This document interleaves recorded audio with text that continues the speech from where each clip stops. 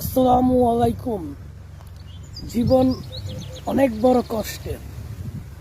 এই জীবনে কেউ ভালোবাসে, কেউ ভালোবাসে না। আমি আজকে বিশাল দূর থেকে আসছি গাড়ি নিয়ে। এর মধ্যে 3বার পড়ছি ড্রোন আক্রমণে। আলহামদুলিল্লাহ যথেষ্টভাবে সুস্থ হয়ে ফিরাইছি।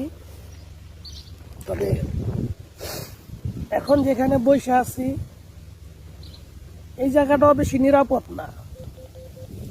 তারপরও রুস্কি ভাষা আমি বুঝি না। যদি কোনো প্রবলেম হয় শুধু এতটুকু বলি যে সোহেল প্রবলেমা এরা প্রবলেম শব্দ অর্থ বোঝে না, প্রবলেমা বোঝে, মানে সমস্যায় আছি। আর ড্রোনের জন্য এইটা নিচ্ছি, দেখেন এইটা।